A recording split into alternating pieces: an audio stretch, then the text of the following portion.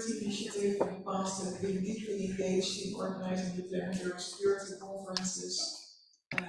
And that were, also, let's say, like this big conferences to discuss the climate security interface.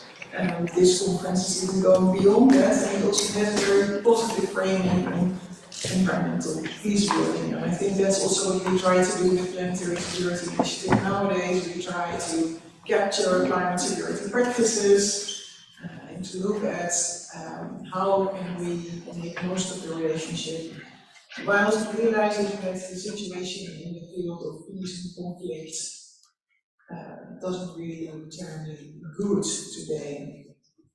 So when looking at this issue and the theme of this plenary panel, looking at the issue of climate change, conflict and peace, I think most of you see, that there is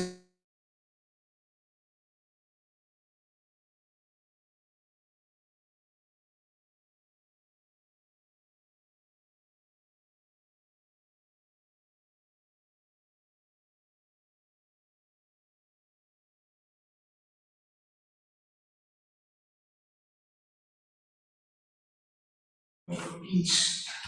So how can it be used to enter dialogues between groups in society, sometimes conflicting parties, to talk to each other, to settle agreements from a legal perspective?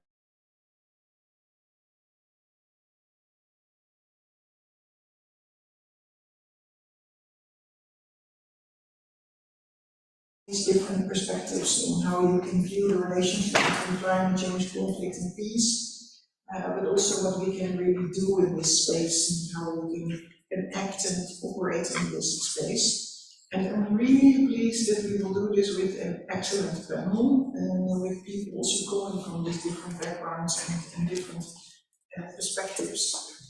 And the first person that I would like to introduce to you is Margaretha.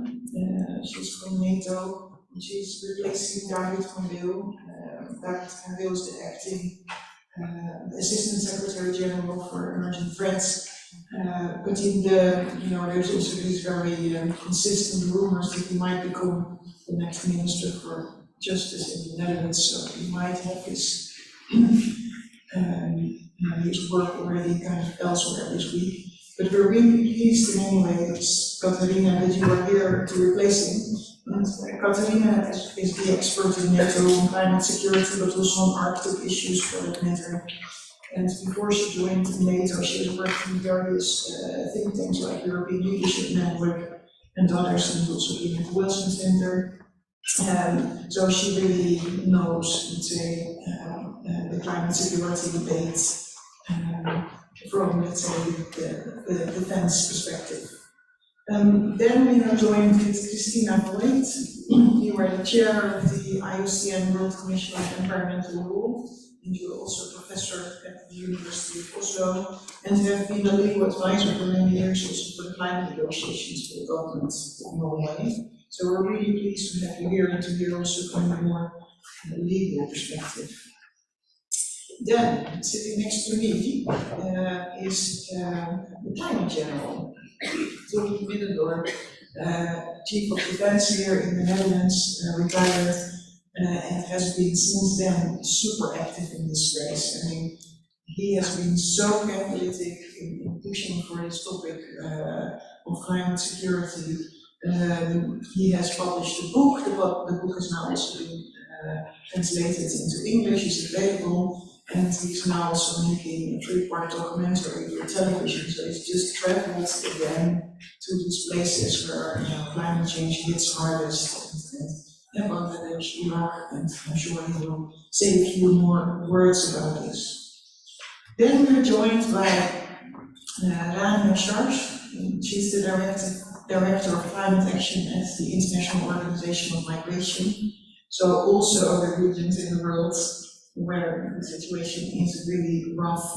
The link with human mobility, and prior to this you've also functioned in several other positions in IUCN, so also you know about the work in relation to peace and development, and you also bring a lot of experience to the table. And then we have Professor Margaretha Wewerinke-Singh. Welcome.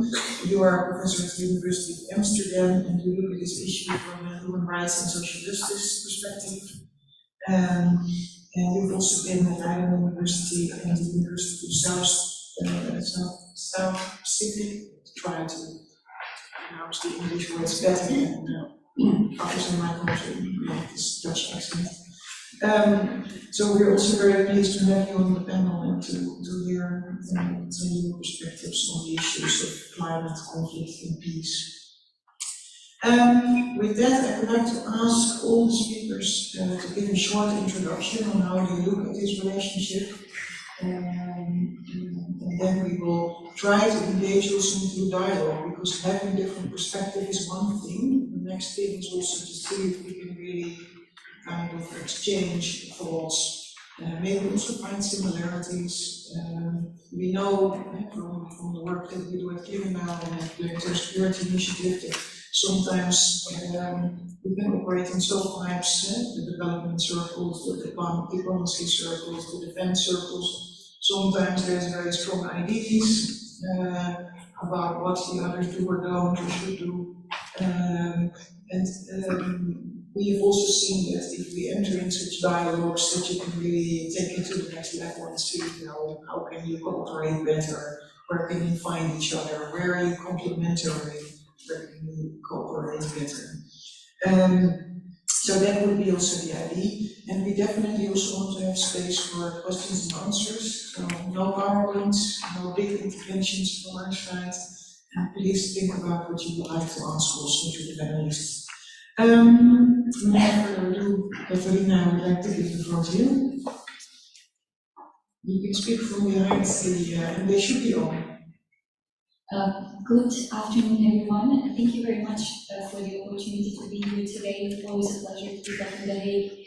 I want to start by acknowledging the people in the room who have inspired my work on climate change and security, namely Schaik, Jonathan Middendorp, and you yourself, Louise. And I think it's very important to mentors and people who inspire and who help you build your network and knowledge along the way.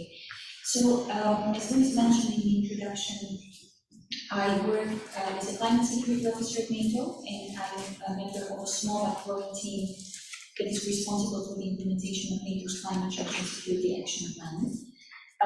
And to some of you, perhaps it might be a bit surprising that NATO would be on this stage. We would probably not be the first organization you would think about when thinking about organizations that address climate change and security. But this is very much an issue that is profoundly important to us and where we believe we have a unique contribution to make. So I'd like to dedicate my 5 minutes to explain a little bit what is NATO doing in the climate security space and why this issue matters for us. NATO is a political military alliance, so the way in which we look at this topic is very much defined by our mandate, which is to ensure the collective defense of our 32 member states against all threats from all directions. So we have a very specific job to do, and climate change is making that essential work harder. There's no part of national security that does not, in one way or another, intersect with a changing climate. Those of you who are familiar with NATO, you will know that we have 3 core tasks, namely collective defense, risk reduction and management, and corporate security. So when we look at collective defense, climate change influences how our armed forces operate, what equipment they operate. It places strain on our infrastructure, our resilience, our enablement. But it also impacts the behavior of our potential adversaries and strategic competitors, both how they adapt and what adaptation measures they choose. And I think this is most evidently observed in the Arctic region. But beyond deterrence and defense, climate change also affects where we do crisis management and how we do it, the tools that are required, and also frequency and type of deployment. As you know, allied militaries are called on more and more frequently to support civilian authorities when disasters strike. And we have to factor that in our planning, in our training, in the procurement of the right equipment. And finally, it's cooperative security. NATO has a network of over 40 partners across the globe, and some foreign partners are more vulnerable and less able to cope. And this instability, potential instability in our neighborhood, can directly affect third-party security. One could say that NATO is a relative newcomer to this field. We have been paying attention to environmental issues for over 50 years now, but it wasn't really until 2021 when heads of state and government agreed that it was time for action. NATO pledged in its strategic concept to become the leading international organization when it comes to understanding and adapting to the effects of climate change on security. And in 2021, the year prior, the Alliance adopted a climate change and security action plan, which defines the role we want to carve out for ourselves in this space. And the role is fourfold. First, we focus on awareness. So helping our member states better understand how climate change impacts their strategic environment, how it impacts the way their nuclears operate, how it impacts the behavior of our potential adversaries and strategic competitors. The second comes adaptation. We want to make sure that all that understanding is mainstreamed into everything that NATO does. And it's not just physical adaptation of our assets and installations, but also ways in which we procure, how we train, how we exercise. So it has to really be mainstreamed into everything that NATO does. Third, and this is perhaps the most ambitious of NATO steps, it's the mitigation. We are trying to serve as a platform where member states can exchange best practice, but we also try to help our member states measure their military emissions in an effort to reduce them. And NATO enterprise has set itself a target of reducing greenhouse gas emissions by 50% by 2030 and reaching net zero by 2050. And finally, we are enhancing outreach. So we are working with other international organizations, but also industry, academia, think tanks who are active in this space, trying to look for synergies to play our part in global climate efforts. We spoke about value adding, so maybe just a few words on the specific value that NATO brings to this table. And I think first is the consultative mechanism. So NATO is really a place where 32 members come together almost on a daily basis to discuss any issues they see as impacting their security, including climate and energy related topics. Second, it's partnerships, as I have mentioned. This network of partners is important for the sharing of know-how, for resilience building, but also for improved situational awareness. And it's a two-way stream. We help our partners better understand and adapt and build their resilience, but we also learn from them.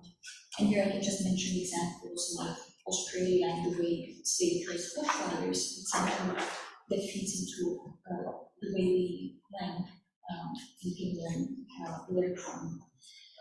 Next, NATO is a very long track record as a standard setter. So we have standards on the type of equipment our armed forces operate, but also how they operate.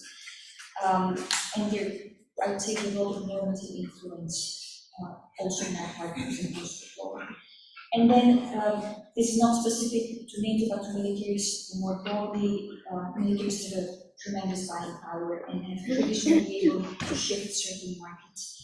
So we can really give sufficient demand signals for private sector to invest in sustainable technologies, but also help scale up those that are already on the market.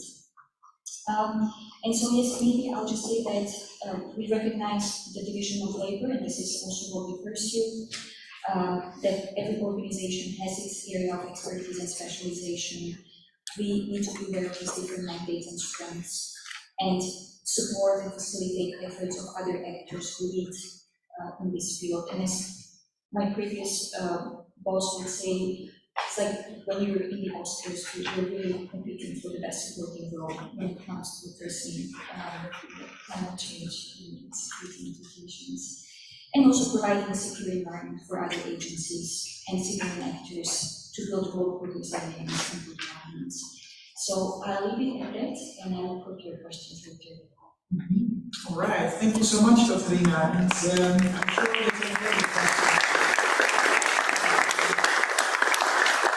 it's really fascinating to learn about how NATO sees its role and how it has been developed, and also how Jens Stoltenberg has become a real champion of this agenda and asked the years. And let's hope that the new NATO Secretary General will continue with this effort. With that, I would like to give the floor to Christina Voigt, chair of the IUCN World Commission on Environmental Law, and we're really curious to hear how you look at this relationship between climate conflict and peace. Thank you, Louise, and first and foremost, thanks to the organizers for this amazing conference. Thanks to Daniela Landejong and to Carl Brook, who I don't there. Thanks both of you for bringing us together on such an important topic. I think that's worthwhile mentioning. I would also like to acknowledge many of the members of the IUCN World Commission on Environmental Law that are here today. I don't want to mention anyone because I'm afraid of forgetting someone, but it's a good group, a good representation here in the room. I'd like to make three brief points in my 5 minutes. The first one relates to climate change and our current choices. Where are we? Why is this discussion, that debate so important at this moment in time? And then second, I want to go into what the United Nations Secretary General recently has called an all-in moment to mitigate climate change. I'll delve a little bit on that. And then finally, I will turn to the question, what if things go wrong? And if we are not able to prevent the most dangerous climate change? Well, let's talk about the first one. We all know that we are already in the midst of a rapidly changing climate system. The science is clear on that. Increasing greenhouse gas concentrations have already led to an increase in global mean temperatures at about 1.3 degrees. But we've only seen the beginning of the accumulative impacts of climate change, such as more frequent and more violent storms and floods and droughts, and following famine, unrest and conflicts. We know, and science is clear on this, that the more warming, the more and the higher the impacts. And the question really only is how much warming is gonna happen. The projected impacts of a world that warms up to 1.5 degrees, or 2 degrees, or 3, or 4, are incomparably different. You're looking at very different worlds in the future. And the higher the warming, the closer we will get to tipping points where basically all bets are off. Why am I saying this? Because the extent of warming we will see in this century depends on the choices in this decade. The future is relative. The future is relative to our actions today. We may be the last generation who has this choice. And perhaps there's never been a moment in human history where so much is at stake, where it falls upon one generation to determine the future of all that follow. And because the difference between a 1.5 degree world and a 3 or 4 degree world is a difference between relative order and chaos and anarchy, or between relative stability and massive unrest, migration, and enhanced conflict and war, it is very important to talk about the choices that we have. And that brings me to my second point. I think what's very important is to be aware of this very limited and rapidly closing window of opportunity.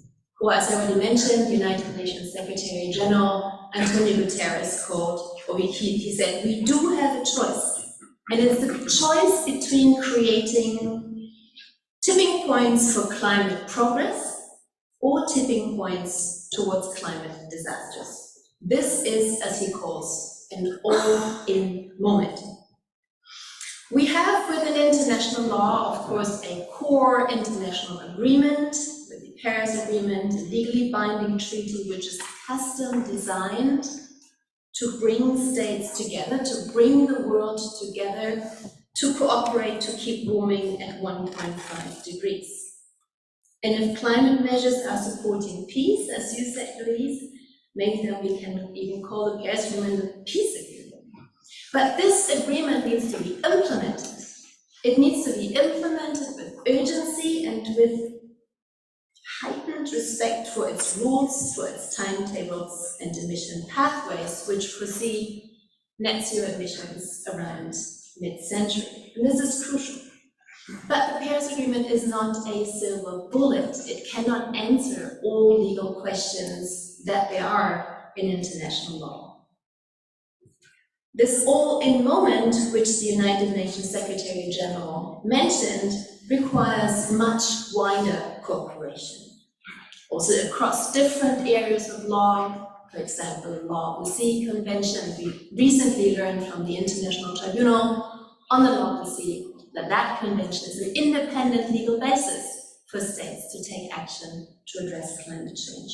Or human rights conventions. Again, independent legal bases to address climate change. But that global cooperation, as some may say, may also require a Marshall Pact for climate action, an alliance of political will and influence, of economic means and strategic strength, including the military, for a common goal. And this goal is primarily to prevent disaster, as long as this is still an option, choice, not only to act retroactively in its wake. The transformation of society away from fossil fuels will not be easy. Fossil fuels are ingrained in every aspect of our modern life. But it will need technological interventions, technological research, and upscaling. Military technology is one of the most advanced and has paved the way for many solutions and much research.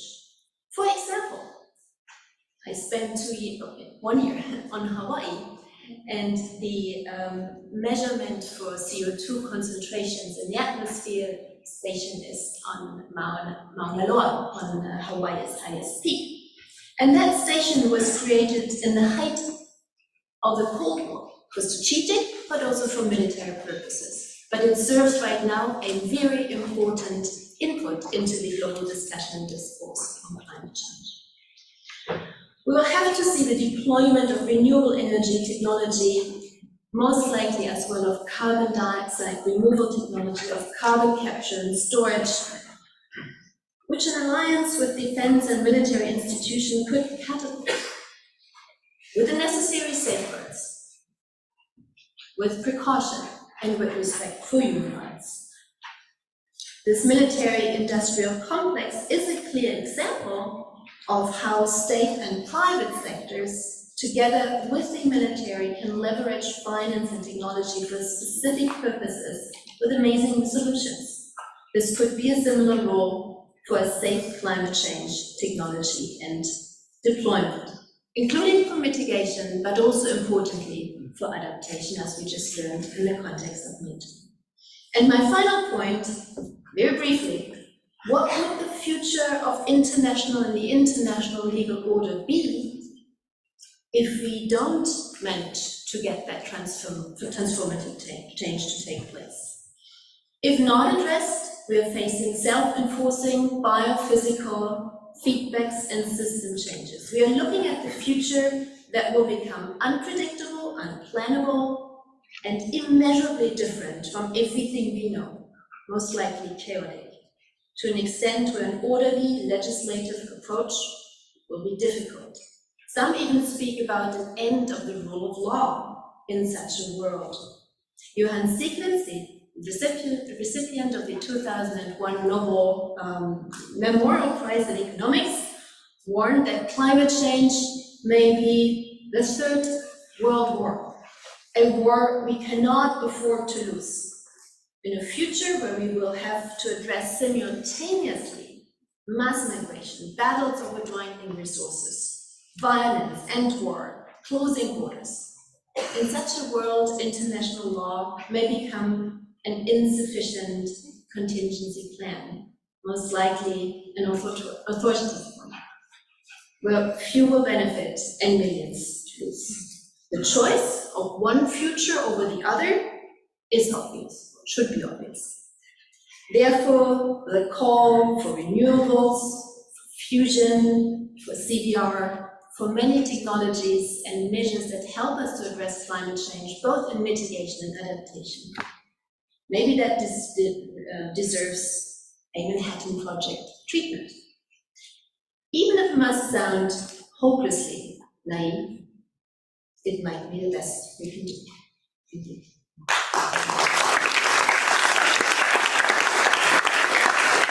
It's very clear plea, and I think it would also be very interesting to discuss with you a little bit more about these legal approaches and all the law cases and all that's going on in that space. But before we go into that, I'm really pleased that we will have now the intervention of Middendorp. Yeah, you have experienced climate change in theaters of operations, such as Afghanistan. On the basis of this, written a book recently, went back to some of these places. Yeah, so I'm very much looking forward to what you have to say to us. Well, thank you, Louise, and thank you also for organizing this event. Professor, I think it's a great initiative, and I think it's much needed to better understand each other. But I would also like to take this opportunity to pay tribute to a special person, and she's in this room. That's Sherry. Sherry has been leading the way for more than 2 decades in this topic, the topic of climate and security. She was way ahead of us. All the discussions we have now, she initiated that 2 decades ago. And she really set something in motion in the US, almost fighting an uphill battle, but she didn't give up. So to me, she's a great inspiration. I'm honored to lead the International Military Council together with her. She was one of the initiators of that council.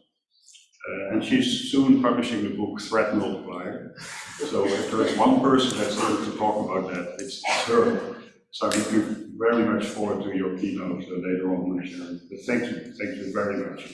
We've been working side by side for 5 years now, and this is the 3rd time we met physically. So we work in a very environmental friendly way together. I've come a long way to become climate general, I can assure you that. But when I first addressed this, it gave a lot of turmoil. There were many people laughing at me. They thought I lost my way. They really thought, hey, he needs to retire. Others were accusing me of hijacking the climate topic. And they saw all kinds of scenarios that I was using climate as a means to raise the defense budget. And also the media found it very interesting, so all kinds of screaming headlines about general predicting climate wars, etc. It's the only time in my whole life that I went viral on social media. So that was a true joy for me. But it made me more committed. So I embraced that title that they gave me a bit laughingly, called Climate General. I embraced that title as a title of honor, and I kept on working. I retired 7 years ago, and since then I've been working on this topic. But it only shows that it's a long way that we have come and that we still need to go. I would like to make 2 points in my 5 minutes. And one is that the importance of a more comprehensive approach to climate change. What I see too often is that we approach climate change very monodisciplinary. We are looking through our own stovepipes, through our own areas of expertise, our own functional areas towards environmental issues and climate change. and which immediately creates kind of a competition with other functional areas, which also polarizes discussions and is not helpful. What I've seen is by becoming more, addressing this more as a comprehensive issue, is that you can reinforce each other. Environmental scientists are often very frustrated that people don't listen to them, that they don't understand the scenarios that they explain, and that there is no action behind it. And that's because they speak one language. But if you use other languages to make the same point, then the story becomes much stronger. If I explain it from a security perspective, then suddenly people who are not interested in environment at all, they start listening. Because they are interested in the security effects of it. And if another person from more an economic side explains the economic effects of climate change, that also brings another part of the audience to the table. So I think we can use each other, and we should approach this more as a team effort. And also there, we have developed a lot, so that's good to see, but we are not there yet. And it would be very helpful to do that, because that would help to depoliticize the topic. If we look at this as just an environmental issue, then one part of the political area will embrace it, but the other part will always be in a more oppositional role. But if you approach it from all the angles, then everybody can find its own piece and its own interest in it, and then you can depoliticize it and make much more progress. So I think that would be very helpful to create this depoliticization, but also acceptation in our societies. The second point I would like to make is about the effect of climate change. I think climate change is a big disruptor. If I look at it from a security perspective, it's a big disruptor on a global level, on a strategic level, on a regional level, and on a local level. On a global level, climate change leads to more global competition, especially when you look at it in relation to the increasing world population and the decreasing availability of resources. These three interact with each other, and they create a global gap between demand and supply. And this global gap will lead to more competition, will lead to more conflicts. If you look at our history books, all conflicts were about access to scarcities, being gold or oil or whatever. And we are facing new scarcities. And climate change is driving that as well. So on a global level, it will lead to more tensions and more fragmentation. And everybody wants to protect its own supply of resources, and so that it will be a source of conflict. On a regional level, we see that increasing droughts and floodings have disruptive effects within countries and regions. And as Louise just said, I visited Somalia, Iraq and Bangladesh for several weeks this year. With a whole film crew, we traveled through those countries to really see from a population perspective this relation between climate and security, and it only strengthened my concern. It only reinforced it. In Somalia, people say, well, Somalia has always been hot, so what are they? They just need to adapt. But they always had one certainty. And that one certainty was that they had a rain season every year. The last 5 years, they had 2 rain seasons. 3 years without rain. And this country thrives on cattle and on agriculture. If you have no rain, it all drops apart, it all falls apart. I've seen villages completely deserted. All the farmers are leaving their countrysides where they have been living for centuries, generations long. They cannot live there anymore. They move to the cities, they end up in IDP camps, they become desperate. I talk to the youngsters, 18 years old, they only want one thing: get out of here. So we see increasing migration flows, we see people becoming very desperate and open-minded towards extremism and criminality. And these are the effects of what we are facing. And we just heard that we are at the beginning of this. So these effects will only increase over time. And I'm very concerned from a security perspective. And that's why I'm committed to this, because this is my legacy to my children and my grandchildren. And I think it's our responsibility to do something about it. In Iraq, I was in Mosul, and in the fight against Daesh, the Mosul then was occupied by Daesh. And they used wet water as an instrument of power. They used it towards the population. If you don't cooperate with us, you don't get any water. So the population did not have a choice. So we see that also environmental scarcities are being weaponized in conflicts. And when I visited Mosul, in that dam, there was only 20% of the water left. 20%. And the whole Tigris River comes from that dam. And millions of people depend upon that water. So just imagine what's going to happen there. It's a time bomb. And I spoke to many, many farmers who had to leave their country. The city of Mosul has doubled in size in 2 years' time from 2 to 4 million people. 2 to 4 million people. And these are all people coming from the countrysides, looking for jobs in the cities. And we see that happening also in Africa, in the Middle East, in all these cities. They grow very fast because people cannot make a living anymore in the countrysides. And in the cities, they can't find work. So these are breeding grounds. These are breeding grounds for dissatisfaction, for all kinds of internal tensions, and for extremism and other kinds of influences. Which makes me very concerned. And last but not least, climate change on a very local level. We see all kinds of natural disasters, severe weather events that become economic factors. I believe the US last year had 96 billion in damages, and that's just the larger events. 96 billion, it's becoming an economic factor in countries. Insurances, they don't insure it anymore. And so people are, if you have to suffer under a natural disaster, you have to pay for it yourself. And governments have to step in for that. So it's becoming a very big issue. And in countries like the Netherlands, yeah, we've been fighting the seas for centuries. And we have to renew that battle, I'm afraid. It becomes an existential fight for many countries in the world. And I saw that in Bangladesh, where millions of people are living in areas that they probably will have to desert within a short period because of sea level rise, because of increased rainfall and all kinds of floodings. So also from that perspective, it is a big disruptor. So let me just close by saying that climate change is not just an environmental issue, it's also a matter of national security. And I say that without trying to securitize the topic, but from a sincere concern that this is a multidisciplinary issue.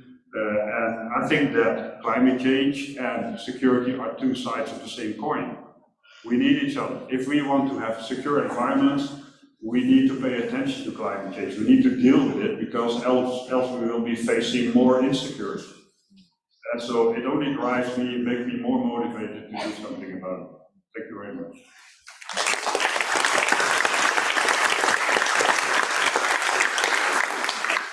Thank you so much, and I'm also sure that this will generate some questions, and yeah, it's also really always so impressive to hear you speak about this issue and your passion, and after retirement, really so much, that you put so much effort into this agenda and bringing it forward. It's really remarkable, and applauded, to be applauded for.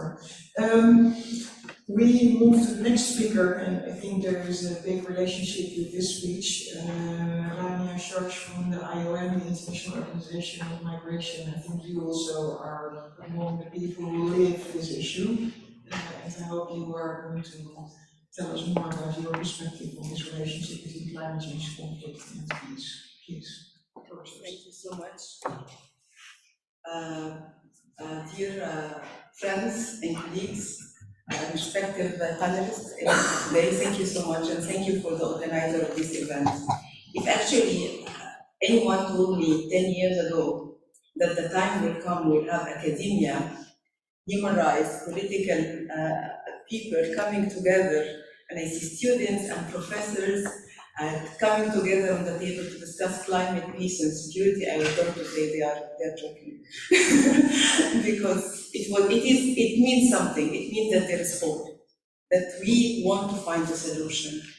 And allow me to introduce myself in another way. I work now in a global position with IUCN, UN Migration, but I'm Egyptian. who worked for the last 28 years in Middle East and Africa. So I saw firsthand Mosul. I've been in Syria, I've been in Palestine, I've been in Libya, I've been in Morocco, I've been in Tunisia, I've been in all, I don't know if I'm lucky or, or unlucky, but I'm very grateful because when I've seen that and I've seen people and how they suffer, they gave me more passion that we need to do something right for these people. And thank you, General Tom, for bringing the stories of the people and allow me to tell you a story, just to draw to you the picture of how people are living. A month ago, I was in Ethiopia, in Somalia region, and I met Fatima, a mother for 5 children, and she's the main household. Lives in a camp and been displaced several times. So it's not her first tent.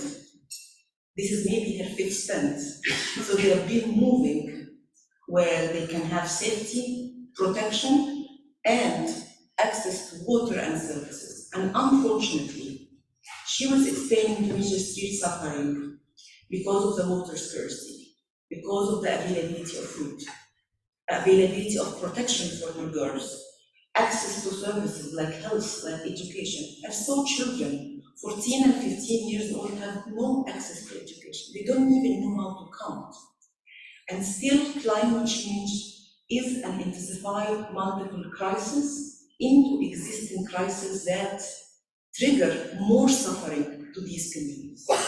Definitely, when we talk about climate change, we're all vulnerable. But more people are vulnerable than others.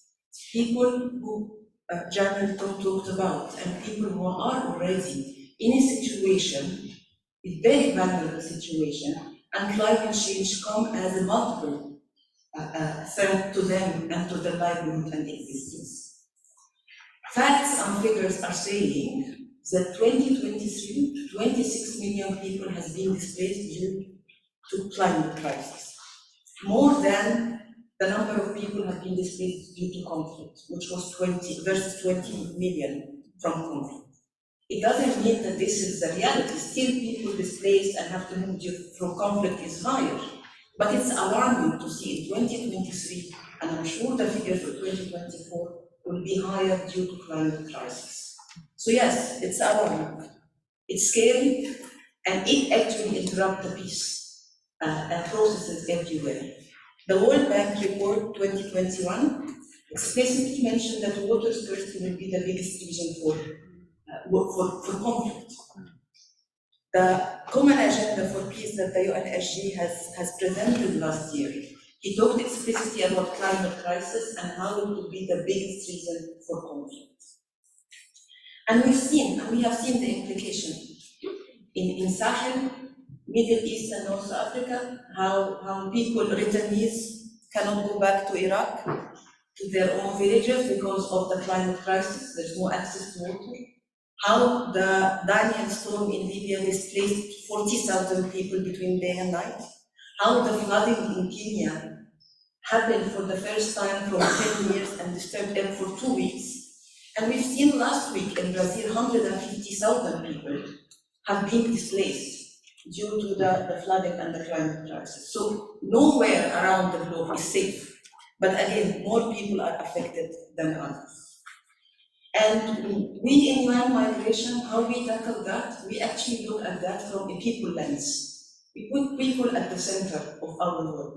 We are a mandated organization for displaced and migration, for human mobility. And that's why when I present today, I don't present only the climate crisis, I present the implication on people, on host communities, on migrants, on displaced communities, and how to ensure integrating peace-building processes, and how to ensure tackling climate action in humanitarian development and peace nexus. We have been working to ensure that peace-building processes within the community, conflict analysis within the community is putting into consideration the climate crisis and how this impacts on people. But also we've been working with women group, youth group in the communities, leaders within the communities, because they are key. We always think that everything comes from from top to bottom. But actually, these communities have been surviving together. And if we learn something, we learn working with this group, working with them, enhancing the peace building processes within the communities is very, very effective. We've been working in very vulnerable countries like Somalia and Yemen with partners to break the climate conflict cycle, leveraging existing community conflict resolution mechanisms, and enhance the role of women and young people. We've been investing in infrastructure, in water, in energy, and facilitating dialogue. But we've been working with the governments. Some of these governments doesn't have the know-how. They don't know how to integrate. Climate is still very new to some of these communities, and they're very, very much being occupied by providing a bottle of water or a bag of food. They don't have the knowledge, they don't have this global academia and science to help them to come with solutions. So we've been working with member states, with governments, to give them the know-how, build the capacity. And also we've been building a climate mobility innovation lab. We started by Africa and Asia. Basically, we're bringing science, bringing academia, private sector to sit with the communities. With Fatima, who's been able to feed her children despite of the water scarcity and the conflict and multiple displacement, to sit with them and try to find an academic solution that can support the government and support the communities for sustainable long-term solutions. We have an opportunity. We have an opportunity that currently there's a clear evidence that we need to put beside climate, human mobility, security and peace. It became evident. We have seen in COP27 the CRISP initiative, which is the initiative on climate responsible for sustainable peace. And we've seen in COP28 a declaration that has been signed by 87 countries and all the UN agencies on climate, recovery, transition and peace. And I'm so glad that in COP29, under the presidential support, there will be a peace truce to discuss the importance of tackling climate change, its implication on people, security and peace. So it is an opportunity. And this opportunity, UN agencies alone cannot tackle it. We need you. We need your support. We need the political support and willingness. We need the academic support and willingness. We need your advocacy, your voice, to be the voice of every person have been affected by climate change. And I think to do that, also IUCN has been investing on evidence and data. We all know the numbers, but a lot of people doesn't know the story. General Tom, if you didn't go to Somalia, to Iraq, and to others, you would have never been able to see firsthand and witness what's happening to people. So we're trying to bring the stories of people to the eyes and the pictures of the policymakers to ensure that we do politics that fit for purpose. I've been sitting in all big conferences where people speak about policies and structures, but when it comes to operationalization and projects and programs that help the vulnerable people, we're still very far. It's still need a lot. And that's what brings me to the second thing. We are advocating for climate finance for least developed countries, for vulnerable countries. IUCN sit in the loss and damage to rationalization fund. We speak up, and we need resources to speak up that this fund need every conference we go and people allocate funding, 700 million, 1 billion, and then we come to the next conference and still people are struggling to have the money in hand to support them with innovative solutions. We're investing in adaptation and resilience, in national adaptation plan and resilience program, but also we're prioritizing human security into our discussion. That this equation has to come together. We cannot speak human mobility and climate change without putting security and peace in it. And I totally agree with everything you said. And finally, again, the climate finance mechanism. And this is the big thing. How this fund can go in a reasonable manner to the most affected people. Not to go to Fatima herself, but go and support the government and the members and the communities to create sustainable solution at scale for these communities. I will stop here because it's important to hear all of you and also answer your questions. But if I'm here today, I would like to thank you for raising this. And I'm committed with ILO and presenting ILO today that we are very much willing that hand in hand to work together, to leverage all the knowledge and experience, but also the new ideas and innovative ideas that can help people, displaced, migrants affected by climate change. So, thank you.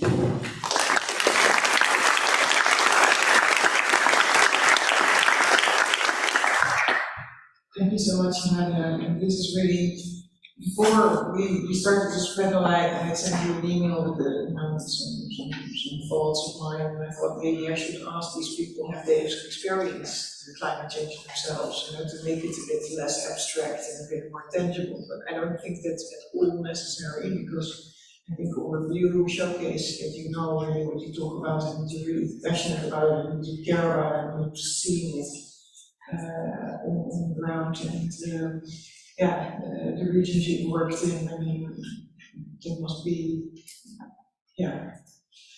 enormous impact and experience. So thank you for sharing this, and also let's see if we can have some questions. It's also be curious, for instance, to know, what should be done to support IOM in the best way to tackle this issue in a better way, and also can we bring in some kind of peace perspective by working with IDPs and others.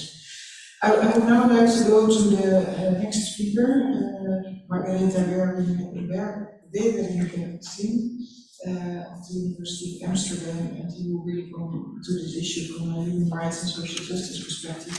So really looking forward to what you have to say on this relationship to Please, the floor is yours. Should be on. Thank you very much, Louise, and I would also like to echo the other panelists in thanking the organizers of this conference, and specifically Professor Rania for your vision and commitment in bringing us all together here to have these very important and timely, urgent discussions. So I'll try to keep my remarks very brief.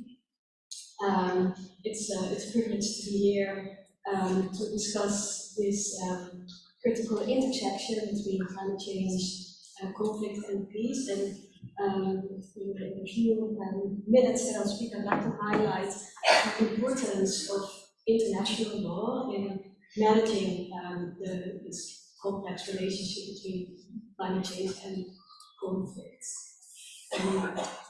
So at the most fundamental level, it's essential that not only the impacts of climate change and associated conflict are addressed, but also its root causes. And it's important that these impacts, as well as these root causes, are addressed in accordance with international law. We are seeing very important contributions from international courts and tribunals in this regard.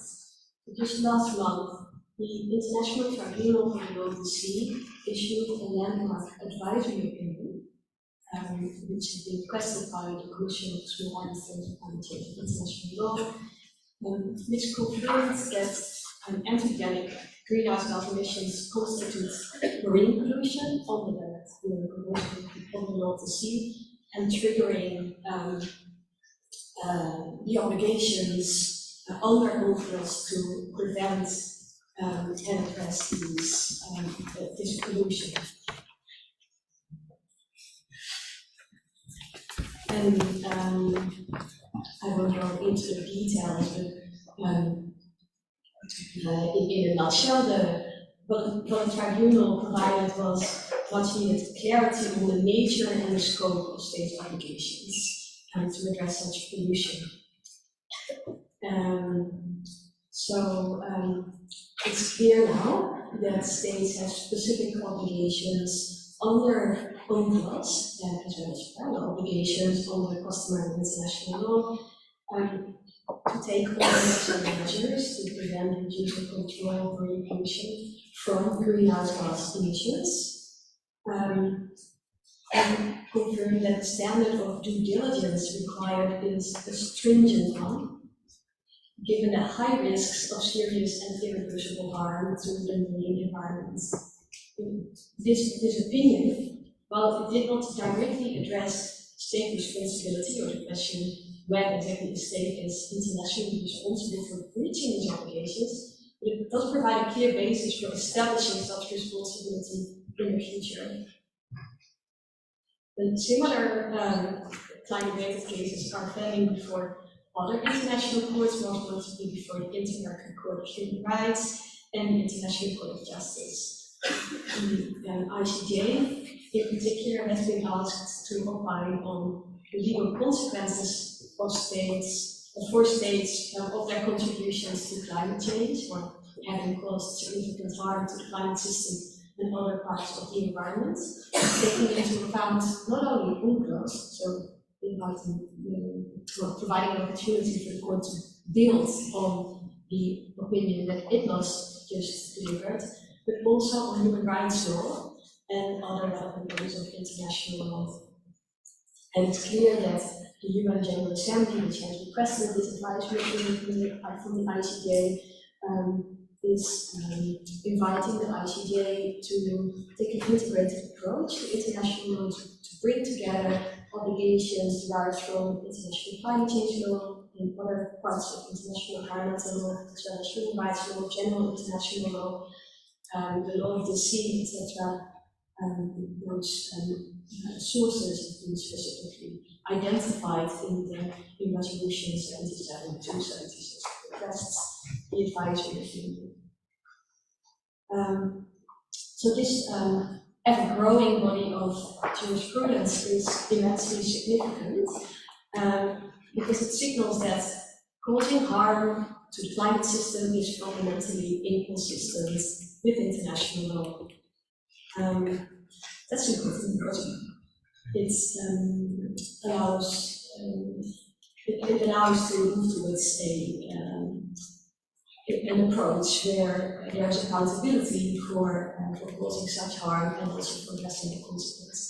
Without such accountability under international law, not only will the climate crisis worsen with terrible consequences for peace and security, but also the burden of dealing with those consequences will continue to fall disproportionately on those least responsible for causing the harm.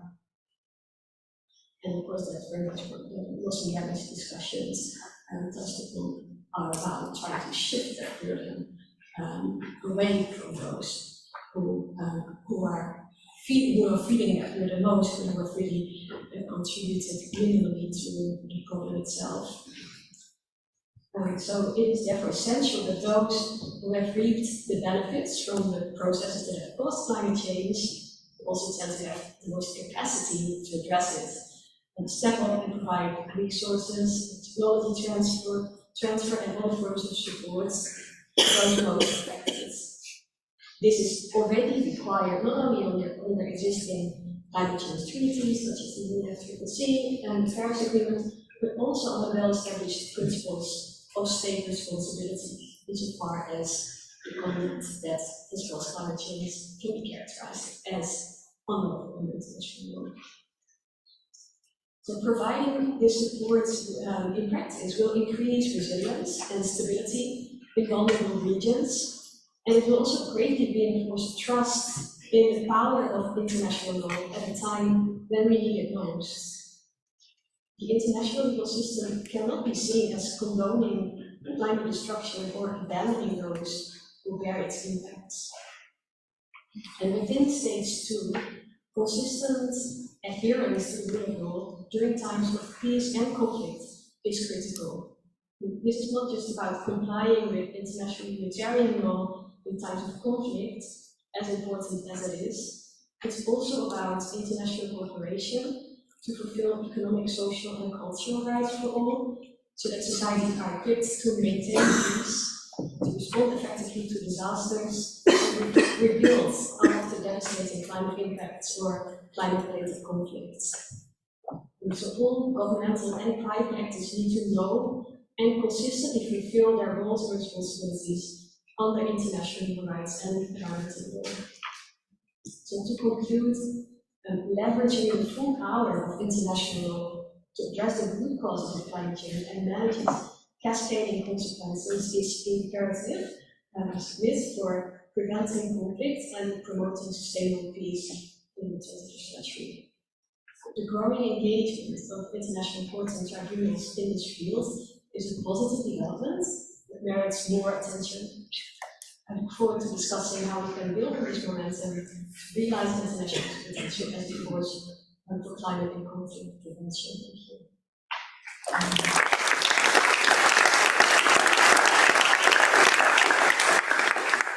All right, thank you. So we've heard more from the legal perspective, but also more the defense perspective on this issue, and also the role of international organizations such as NATO and IUCN. Actually, I would like to open up for questions. I'm just looking at the organizers. Should we use the microphones here for this, so that the people listening in live can also follow the discussion?